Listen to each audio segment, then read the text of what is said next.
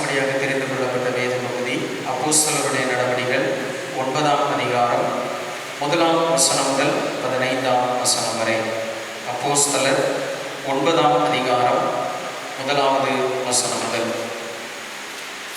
சவுல் என்பவன் இன்னும் கர்த்தருடைய சீஷரை பயமுறுத்தி கொலை செய்யும்படி சீரி பிரதான ஆசாரியரிடத்திற்கு போய், இந்த மார்க்கத்தாராகிய புருஷரை ஆகிலும் ஸ்திரீகளை ஆகிலும் தான் கண்டுபிடித்தான் அவர்களை கட்டி எருசலேமுக்கு கொண்டு வரும்படி தமஸ்குவில் உள்ள ஜெப ஆலயங்களுக்கு நிருபங்களை கேட்டு வாங்கினான். அவன் பிரயாணமாய் போய் தமஸ்குவுக்கு சமீபித்த போது சடுதியிலே வானத்திலிருந்து ஒரு ஒளி அவனை சுற்றி பிரகாசித்தது. அவன் தரையிலே விழுந்தான்.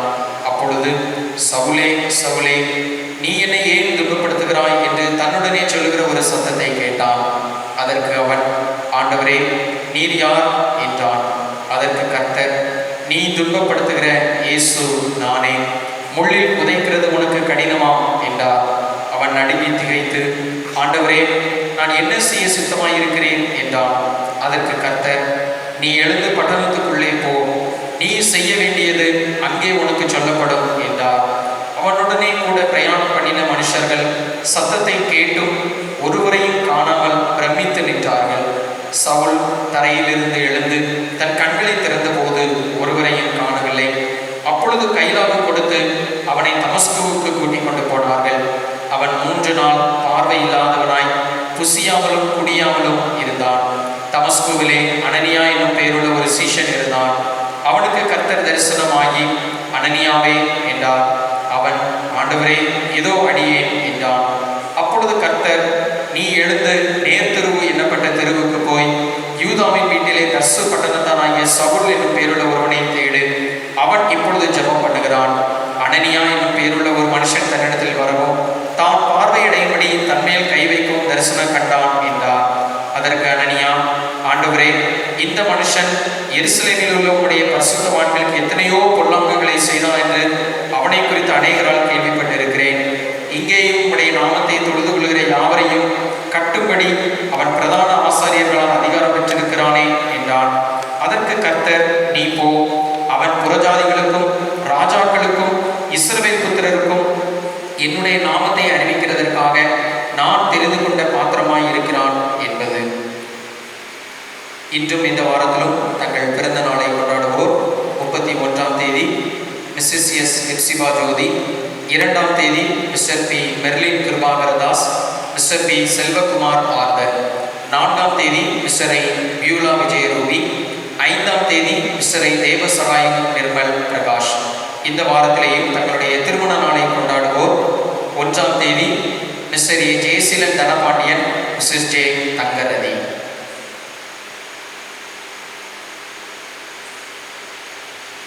இந்த வாரத்திலே பிறந்தநாள் திருநாள் கொண்டாடுகிற திருச்சபையின் பிள்ளைகளை திருச்சபையின் சார்பாக அன்போடு வாழ்த்துகிறோம். ஆண்டவர் எல்லாவித ஆசீர்வாதங்களையும் சரீரத்திலும் ஆத்மாவிலும் கொடுத்து வழி நடத்துவாராக. இருந்தவாறே தலைவணங்கி ஜெபம் செய்வோம். கர்த்தரை தேடுகிறவரின் இருதயம் மகிழ்வதாக. கர்த்தரையும் அவர் வல்லமையையும் நாடுங்கள், அவர் சமூகத்தை நித்தமும் தேடுங்கள் என்று சொன்ன எங்கள் அன்பின் ஆண்டவரே, இந்த வாரத்திலே பிறந்தநாள் திருநாள் கொண்டாடுகிற அருமையான திருச்சபையின் பிள்ளைகளுக்காக ஜெபிக்கிறோம்.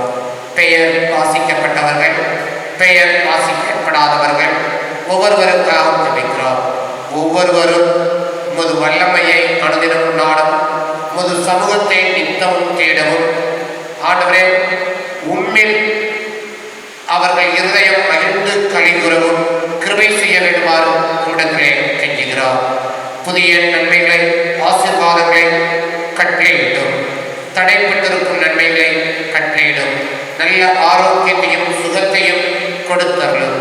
பரிசுத்த அலங்காரத்துடன் எப்பொழுதும் உம்மை தொழுது கொண்டு உம்முடைய சமூகத்திலிருந்து நன்மைகளை பெற்று அனுபவிக்க உதவி செய்யும்.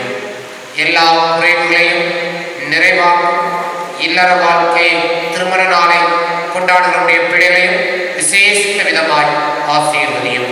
இயேசு கிறிஸ்துவின் மூலம் வேண்டிக் கொள்கிறோம் பிதாவே.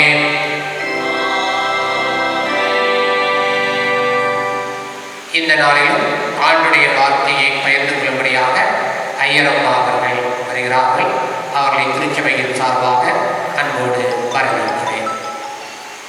இயேசு கிறிஸ்துவின் இனிய நாமத்தில் மறுபடியும் உங்கள் அனைவருக்கும் இனிய காலை வணக்கங்களை தெரிவித்துக் கொள்வதிலே மிகுந்த மகிழ்ச்சி அடைகின்றேன். இணையத்தின் வாயிலாக கர்த்தருடைய வார்த்தையை இந்த செய்தி வேளையிலே உங்களோடு கூட பகிர்ந்து கொள்வதிலே பெரும் மகிழ்ச்சி அடைகின்றேன். சீனாவின் அப்போஸ்தலன் என்று அழைக்கப்பட்டவர் ஹட்சன் டெய்லர். ஒரு நாள் தனது வீட்டின் அறையிலே அமர்ந்திருக்கும் போது ஒரு மனிதர் ஹட்சன் டெய்லரை பார்க்கும்படியாய் கடந்து வருகிறார். அவர் அந்த அறைக்குள்ளே நுழைந்து வரவேற்பு அறையில் உட்கார்ந்திருக்கும் போது அந்த வீடு முழுவதும் 2 வால் போர்டு மட்டும்தான் தொங்கவிடப்பட்டிருந்தது. அந்த மனிதருக்கு ஒரு சிறிய கேள்வி. ஹட்சன் டெய்லர்கிட்ட பார்த்து கேட்கிறாரு, ஐயா, எத்தனை பெரிய அறையிலே 2 வால் போர்டு மட்டும் தொங்க விட்டிருக்கிறீங்களே, கர்த்தருக்கு ஏராளமான நாமங்கள் உண்டு, ஆனால் 2 நாமங்களை மட்டும் எழுதி வைத்திருக்கிறீர்களே, இதில் ஏதேனும் விசேஷம் உண்டா என்று சொல்லி கடந்து வந்த மனிதர் ஹட்சன் டெய்லர்கிட்ட கேட்கிறாரு. ஹட்சன் டெய்லர் சொன்னாரு, ஆமாம், இந்த 2 வசனங்களை மாத்திரம், 2 கர்த்தருடைய நாமங்களை மாத்திரம் என் அறை வீட்டிலே நான் எழுதி வைத்திருக்கிறதற்கு ஒரு காரணம் உண்டு. அந்த மனிதர் திருப்பி கேட்டாரு, என்ன காரணம் ஐயா?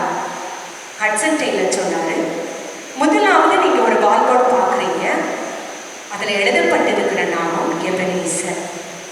கர்த்தர் இம்மட்டும் உதவி செய்தார் என்பதை ஒவ்வொரு நாளும் எனக்கு ஞாபகப்படுத்த வேண்டும் என்பதற்காக ஊழியத்தின் பாதையிலும் என்னுடைய குடும்ப வாழ்க்கையிலும் கர்த்தர் எனக்கு இம்மட்டும் உதவி செய்தார் என்பதை நான் ஞாபகப்படுத்திக் கொண்டே இருக்க வேண்டும் என்பதற்காக தான் இந்த எபனேசர் என்ற அவருடைய வல்லமையுள்ள நாமத்தை என்னுடைய அறையிலே வைத்திருக்கிறேன் என்று சொல்லிவிட்டு அடுத்ததாக யெகோவா ஈரே என்ற நாமம் தரிக்கப்பட்ட அந்த பலகையை தொங்கவிட்டு இருக்கிறேன். அதற்கு என்ன அர்த்தம்?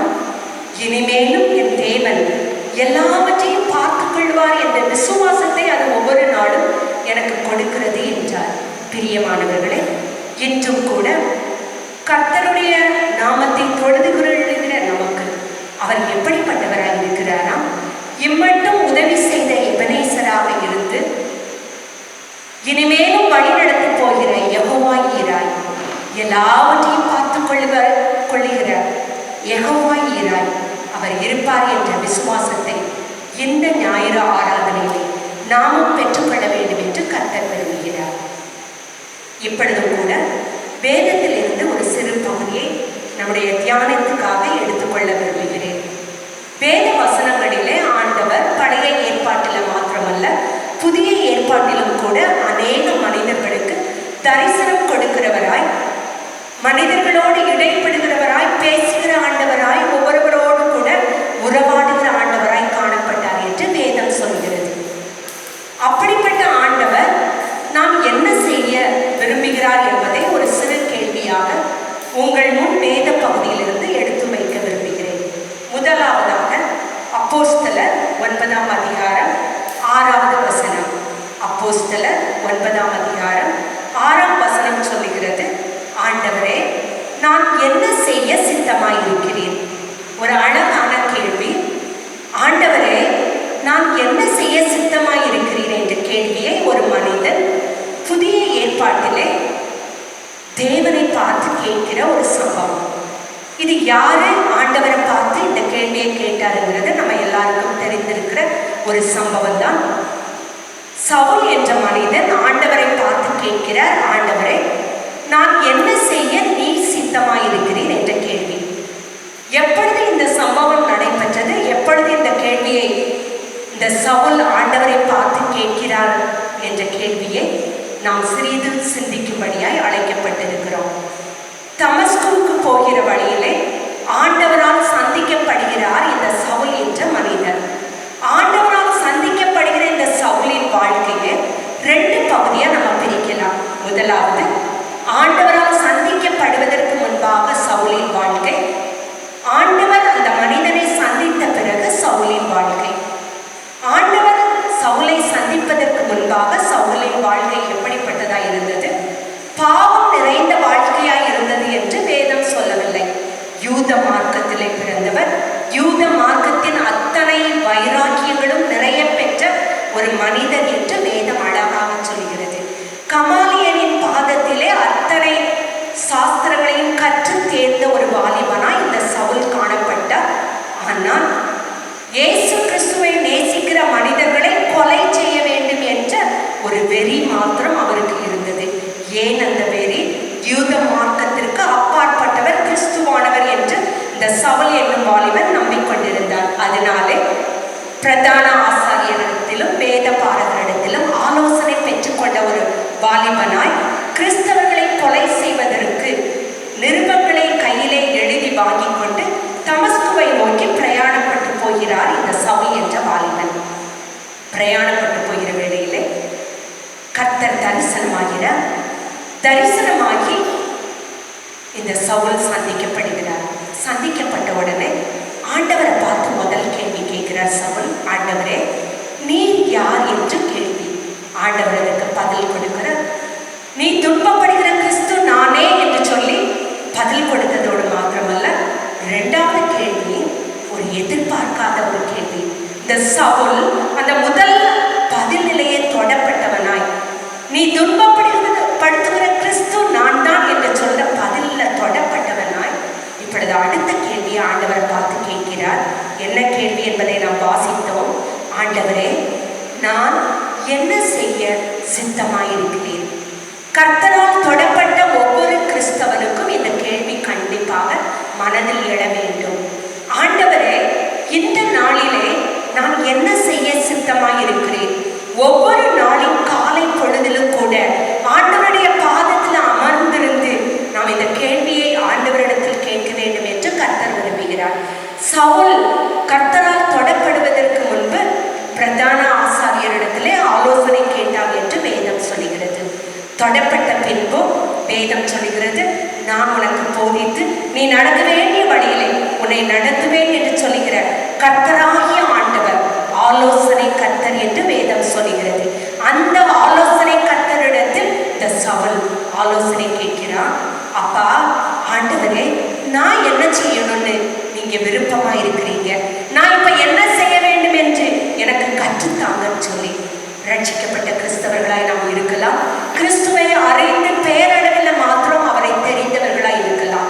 இன்றைக்கு கர்த்தருடைய வார்த்தை நம்மை தேடி வந்திருக்கிறதை ஒரு நாளும் அல்லல் தட்ட வேண்டாம்.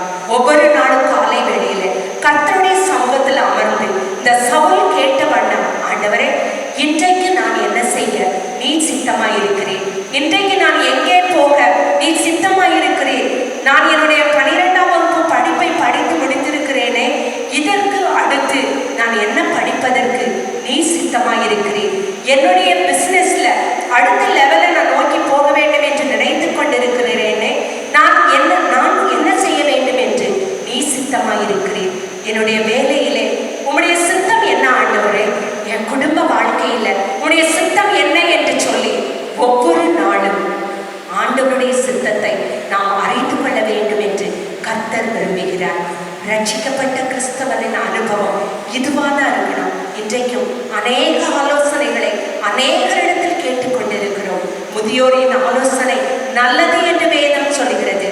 ஆனால் முதலாவது தேவ ஆலோசனையை இந்த காலை வேளையிலே நாம் ஒவ்வொருவரும் பெற்றுக்கொள்ள வேண்டும் என்பதில் கர்த்தர் விருப்பம் உள்ளவராய் இருக்கிறார். இன்று நாம் கேட்போமா, அப்பா, என் வாழ்க்கையில நீங்க என்ன சித்தம் வச்சிருக்கிறீங்க? உங்களுடைய சித்தம் மாத்திரம் என்னுடைய வாழ்க்கையிலே நிறைவேற வேண்டும் என்று. இரண்டாவதாக, பழைய ஏற்பாட்டு பக்தன் ஒருவனை கர்த்தர் தூதனை அனுப்பி தரிசனத்தை கொடுக்கிறார்.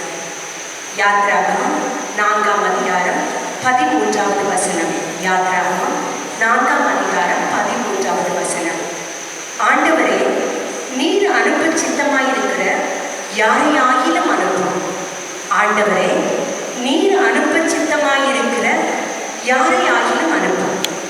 முதலாவது சவுல் என்ற வாலிபன் சொன்னது, ஆண்டவரே, நான் என்ன செய்ய வேண்டும் என்று நீ சித்தம் வைத்திருக்கிறீர் என்ற கேள்வியை கேட்டான் சவுல் என்ற வாலிபன்.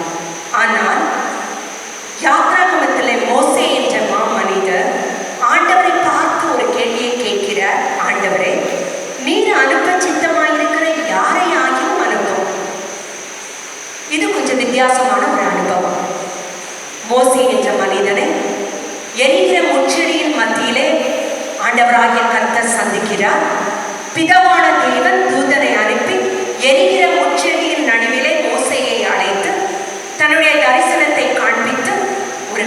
கட்டளையை கொடுக்கிறார். என் ஜனங்கள் எகிப்திலே படுகிற உபத்திரவத்தை நான் பார்த்து அவர்களை விடுவிக்கும்படியாய் உன்னை தெரிந்து கொண்டேன். மோசே, நீ என்ன செய்ய வேண்டும்? எகிப்துக்கு நான் உன்னை அனுப்ப சித்தமாய் இருக்கிறேன் என்று கர்த்தர் சொல்லுகிறார்.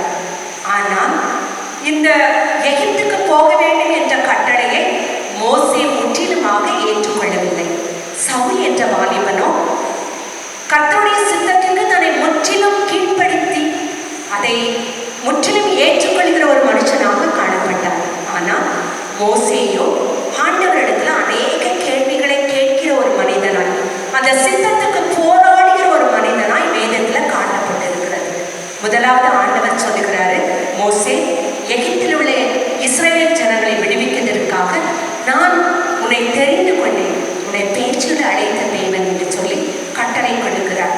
இப்ப மோசே சொல்றாரு, ஆண்டவரே, பார்வோனிடத்திற்கும் எகிப்தில் உள்ள இஸ்ரவேல் ஜனத்திடத்திற்கும் போய் அவங்களை விடுவிக்கிறதுக்கு நான் எம்மாத்திரம்? ஆண்டவரே, நான் எப்படிப்பட்டவன் உங்களுக்கு தெரியாதா? எனக்கு பலனொன்று கிடையாது. நான் ரொம்ப சாதாரணமானவன், எளிமையானவன். நான் போய் பார்வோனையோ எகிப்தில் உள்ள இஸ்ரவேல் ஜனங்களையோ விடுவிப்பது கூடாத காரியம் அப்படின்னு சொல்லி ஆண்டவருக்கு ஒரு மறுமொழி கொடுக்கிறான். இப்ப ஆண்டவர் அவனை பார்த்து சொல்றாரு, நீ ஏன் இதை பற்றி கவலைப்படுற மோசே? என் மாத்திரம் தான் என்று சொல்லி நீ ஏன் கவலைப்பட வேண்டும்? நீ அதுக்கெல்லாம் கவலைப்படாத, நான் உன்னோடு கூட இருப்பேன்.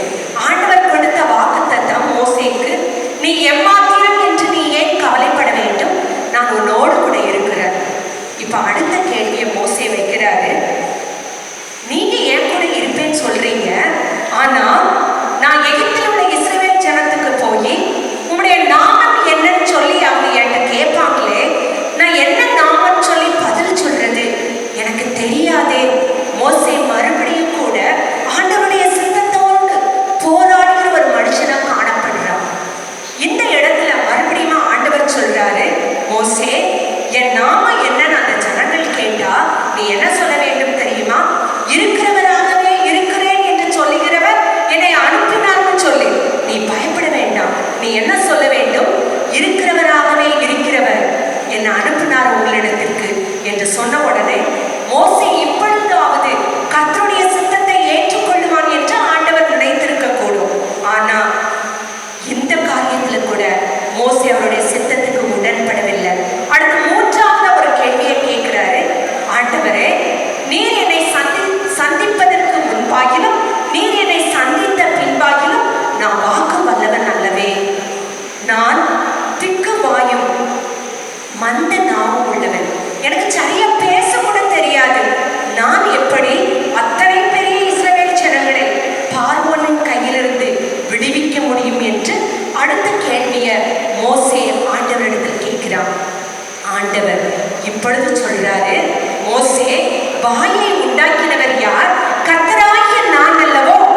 வாயை உண்டாக்குனா உனக்கு பேச சொல்லி தர மாட்டேனா? நீ பயப்பட வேண்டாம், உன் வாயோடு இருந்து நான் பேசுவேன் சொல்லி திடப்படுத்துகிற அந்த ஆண்டவர்கிட்ட மோசே இப்ப அடுத்த கேள்வியை வைக்கிறாரு.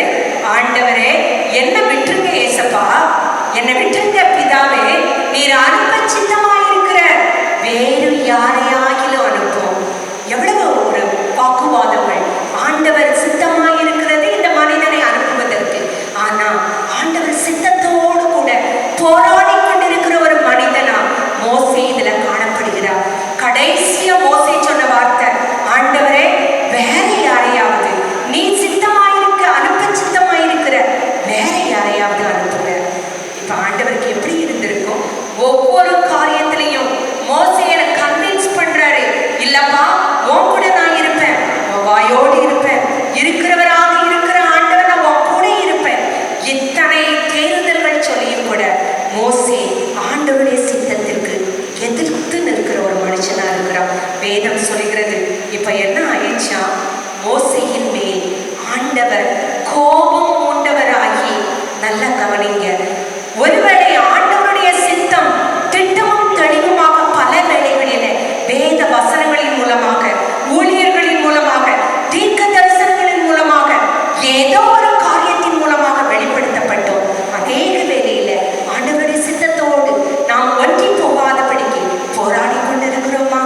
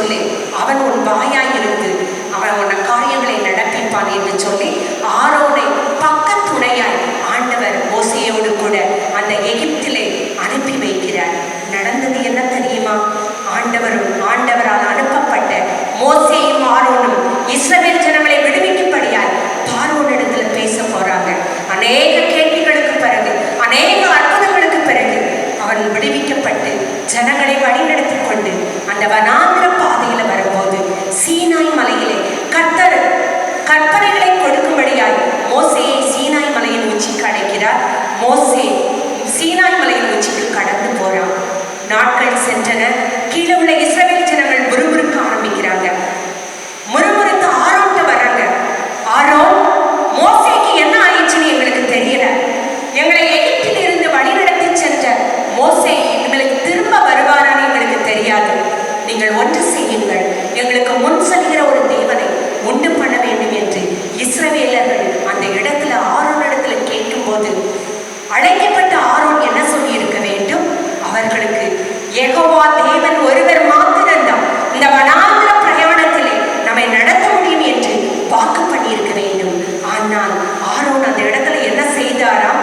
அவர்களிடத்தில் காணப்பட்ட அத்தனை தங்கங்களையும் பெற்றுக்கொண்டு ஒரு பொன் கன்றுக்குட்டியை உண்டாக்கி, நீங்கள் இதை பணிந்து கொள்ளுங்கள், இதுவே உங்களை வழிநடத்தப் போகிற உங்கள் தேவனாயிருக்கும் சொல்லி ஒரு தவறான வழிநடத்துதலை ஆரோன் அந்த தினத்திலே மக்களுக்கு காண்பித்தபடியால் என்ன நடந்தது தெரியுமா? மோசே சீனாய் மலையை விட்டு கற்பனைகளோடு கீழே இறங்கி வரும்போது அங்க பலிகளின் சத்தம், நடனத்தின் சத்தம் என்ன என்று கேட்கும்போது அவர்கள் அந்த பொன் கன்றுக்குட்டிக்கு பலியிட்டு நடனமாடிக்கொண்டிருக்கிறதை பார்த்து மிகவும் விசனம் அடைகிறார். இந்த காரியங்கள் ஆண்டவரை துக்கப்படுத்துகிறது. ஒரே நாளில் 3000 பேர் கொல்லப்பட்டனர் என்று வேதம் சொல்கிறது. ஆண்டவருடைய சித்தத்துக்கு விரோதமாக யாரோ ஒரு மனிதனையும் ஏதோ ஒன்றையும் நம்மோடு கூட அழைத்துக் கொண்டு போக வேண்டும் என்று இன்றைய வாழ்க்கையில நாம் விரும்பிக் கொண்டிருக்கிறோமா? இன்றைக்கும் கூட தேவனுடைய சித்தத்தின்படி நம்மை அழைத்திருக்க ஒருவேளை தேவ சித்தத்துக்கு விரோதமாக போய் கொண்டிருக்கிறோமா?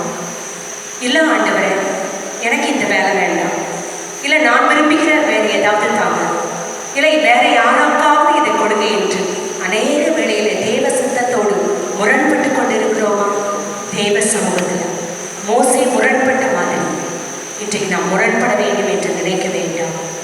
அது நிமித்தமாக ஆரோன் அழைக்கப்பட்டார். ஆரோன் நிமித்தமாக 3000 ஜனங்கள் கொல்லப்பட்டார்கள். மறந்து போக வேண்டாம். சவுலை போல தேவ சித்தத்துக்கு கீழ்ப்படிவோம். மோசையை போல தேவ சித்தத்துக்கு எதிர்த்து நிற்க வேண்டாம். மூன்றாவதாக வேதம் நமக்கு கற்றுக் கொடுக்கிறது. சங்கீதம் 135 அதிகாரம் 6வது வசனம். வானத்திலும் பூமியிலும் சமுத்திரங்களிலும் எல்லா ஆழங்களிலும் கர்த்தர் தமக்கு சித்தமானதை செய்கிறார். மறுபடியும் வாசிக்கிறேன். வானத்திலும் பூமியிலும் சமுத்திரங்களிலும் எல்லா ஆழங்களிலும் கர்த்தர் தமக்கு சித்தமானதை செய்கிறார். வானமும் பூமியும் சமுத்திரங்களும் பள்ளத்தாக்குகளும் நிறைந்தது எது? இந்த உலகம். இந்த உலகத்தில் கர்த்தருக்கு சித்தம் இல்லாமல் எதுவும் நடக்காது என்று சங்கீதக்காரன் நமக்கு கற்றுத் தருகிறார். தேவனுக்கு சித்தமில்லாத எதுவும் இந்த உலகத்திலே நடைபெற முடியாது.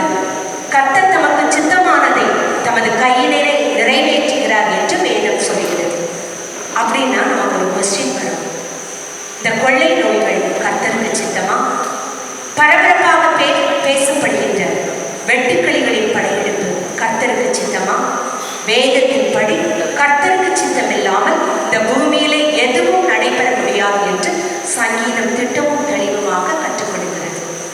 வெட்டுக்கிளிகள் என்பது எகிப்திலே ஒரு வாதையாக அனுப்பப்பட்டது. இன்றைக்கு கூட மத்திய அரசு ஜெய்ப்பூர் பகுதியிலே வெட்டுக்கிளிகளின் படையெடுப்பை கட்டுப்படுத்தும் விதமாக தீவிர நடவடிக்கை மேற்கொள்வதாக பத்திரிகை செய்திகள் கோடிட்டு காட்டுகின்றது. ஆனால் வேதத்தின் மறுபுறத்தில் வெளிப்படுத்துதலே வெட்டுக்கிளிகளின் படையெடுப்பு பற்றி வேதம் தெளிவாக சொல்கிறது. வெளிப்படுத்துதல் 9ஆம் அதிகாரம் 4வது வசனம். பூமியின் புல்லையும் பசுமையான எந்த பூண்டையும் எந்த மரத்தையும் சேதப்படுத்தாமல் தங்கள் நெற்றிகளில் தேவனுடைய முத்திரையை தரித்திராத மனுஷரை மாத்திரம் சேதப்படுத்த அவைகளுக்கு உத்தரவு கொடுக்கப்பட்டது. எவைகளுக்கு உத்தரவு கொடுக்கப்பட்டது? வெட்டுக்கிளிகளுக்கு எந்த பயிரையும் சேதப்படுத்துவதற்கு உத்தரவு கொடுக்கப்படவில்லை என்று வேதத்திலே வெளிப்படுத்துதல் 9ஆம் அதிகாரம் நமக்கு கற்றுக் கொடுக்கிறது. அப்படியானால் அந்த வெட்டுக்கிளிகள் யாரை சேதப்படுத்துவார்களாம்? நெற்றியிலே முத்திரை இல்லாத, நெற்றியிலே முத்திரை என்றவுடன் நமக்கு ஒரு ஞாபகத்துக்கு வருவது அந்தி கிறிஸ்துவின் முத்திரை. 666 என்ற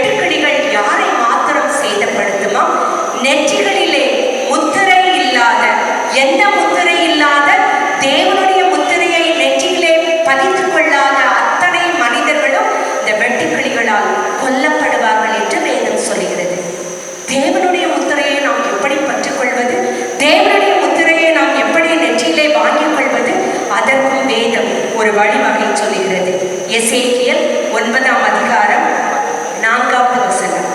கர்த்தர் அவனை நோக்கி, நீ எருசலேம் நகரம் எங்கும் போய் அதற்குள்ளே செய்யப்படுகிற சகல அருவருப்புகளின் நிமித்தம் பெருமூச்சு விட்டு அழுகிற மனுஷரின் நெற்றிகளில் அடையாளம் போடு என்று சொன்னார்.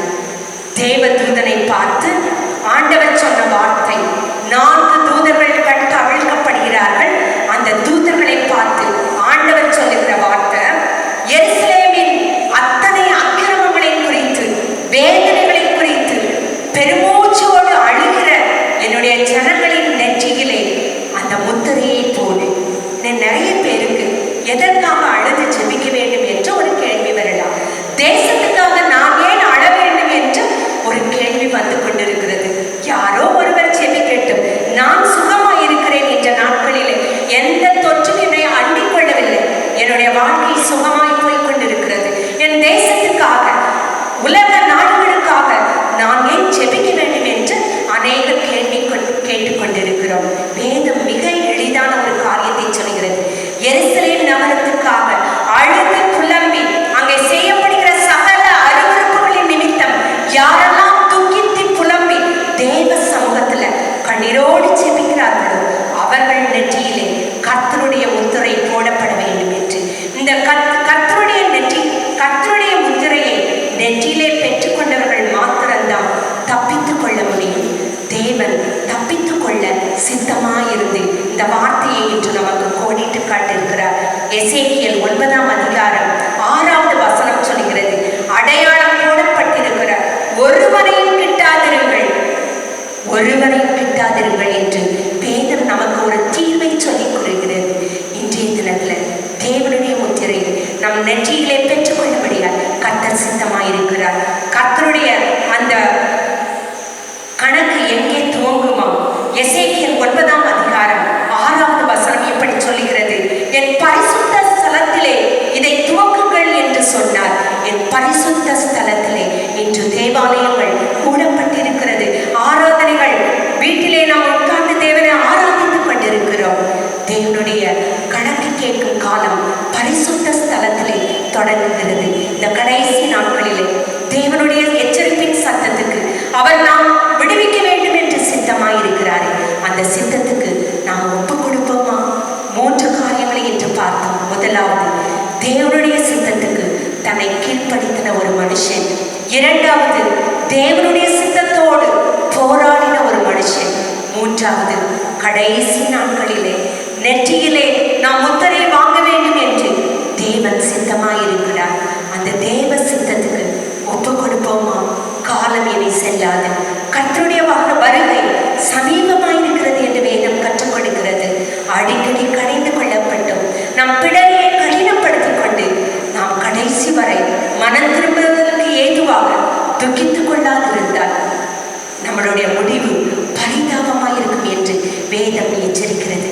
இந்த தேவ சத்தத்துக்கு, தேவ சித்தத்துக்கு கீழ்ப்படிந்து, ஆண்டவரே நான் என்ன செய்ய நீ சித்தமாயிருக்கிறேன், என்னை அனுப்ப நீர் எங்கே சித்தமாயிருக்கிறீரோ அங்கே அனுப்பு சுவாமி, நான் என்ன செய்ய சித்தமாயிருக்கிறீரோ அதை நான் செய்யட்டும் என்று தேவ சித்தத்துக்கு நம்மை ஒப்பு கொடுப்போமா? அப்படியே இருந்தவாறு தேவ சமூகத்துல நம்ம தாழ்த்தி ஜெபிப்போம். அன்பின் பரலோக பிதாவே, நல்ல காலை வேளைக்காக உமக்கு நன்றி செலுத்துகிறோம். காலை தோறும் உடைய கிருபைகள் புதிதாக இருக்கிறது சுவாமி.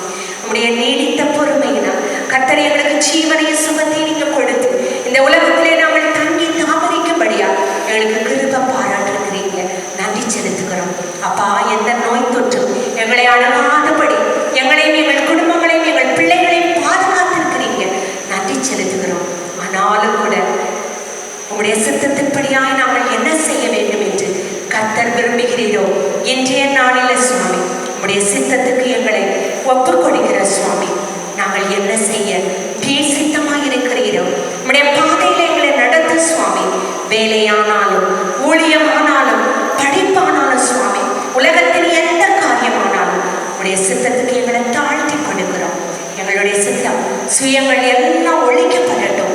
விசேஷமாய் அப்பா, முடிவு பரியந்தம் நிலைத்திருப்பவன் ரட்சிக்கப்படுவான் என்று வேதம் சொல்கிறது. உங்களுடைய சமூகத்துல ரட்சிக்கப்பட்ட ஒரு ஜனமாய் உங்களுடைய சித்த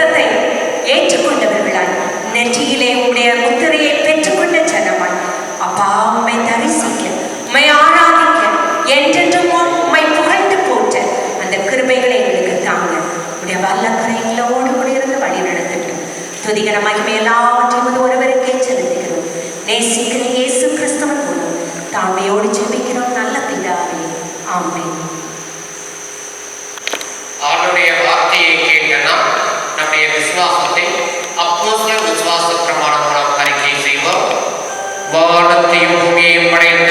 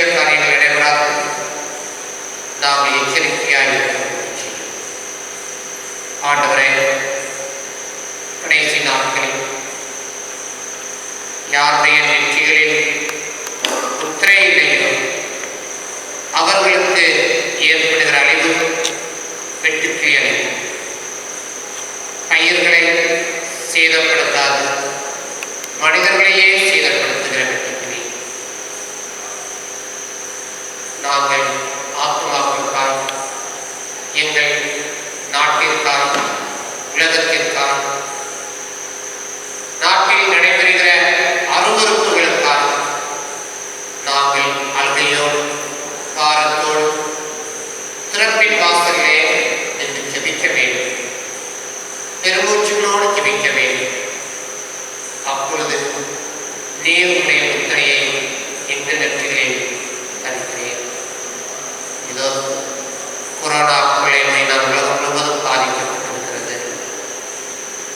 எங்கள் இந்தியா தேசம் அதிலும் ஒருபடி அதிகமாகி உம்பன் புயலினால் பாதிக்கப்பட்டது. இப்போ வெட்டுக்கிளிகளினால், பயிர்களை அழிக்கிற வெட்டுக்கிளிகளினால் பல மாநிலங்கள், பல மாவட்டங்கள் பாதிக்கப்பட்டுக் கொண்டிருக்கிறது. ஆண்டவரே, இதனால் புலம்பெயர்ந்த தொழிலாளர்கள் பல பட்டினினால் இருந்திருக்கிறார்கள். பல சொந்த ஊர்களுக்கு செல்ல முடியாமல் பாதிக்கப்பட்டிருக்கிறார்கள். பல சொந்த ஊருக்கு செல்ல உதவி செய்தேன். அடுத்து அவர்களுக்கு வாழ்வாதாரம் என்ன? ஒரு கேள்விக்குறி.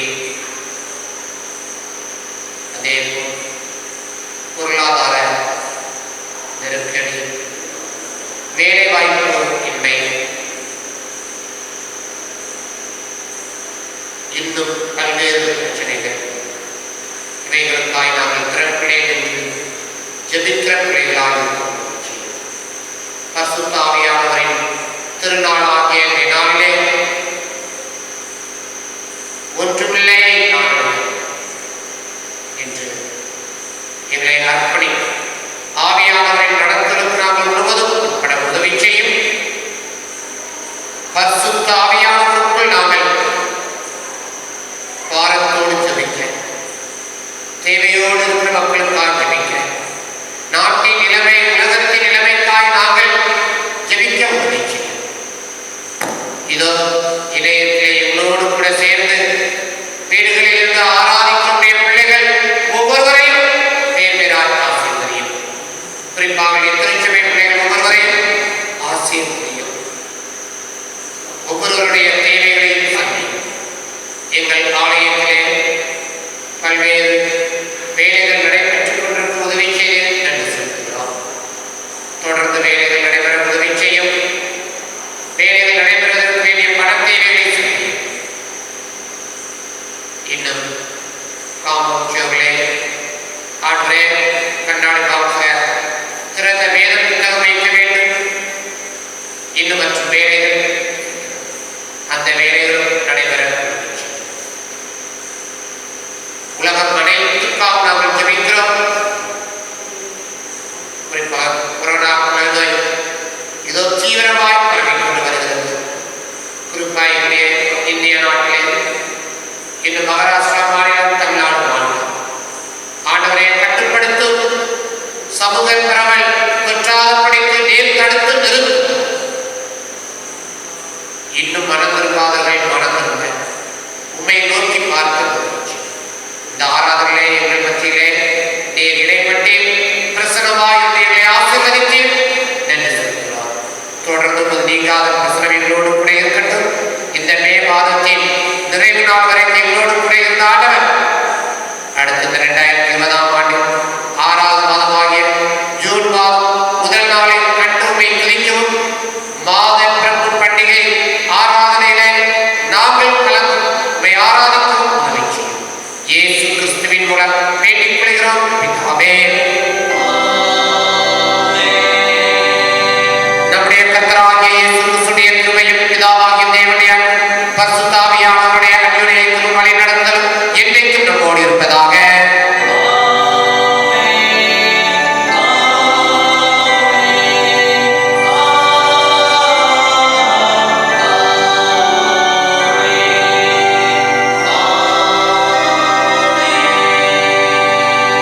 கர்த்தர் உங்களோடு இருப்பாராக.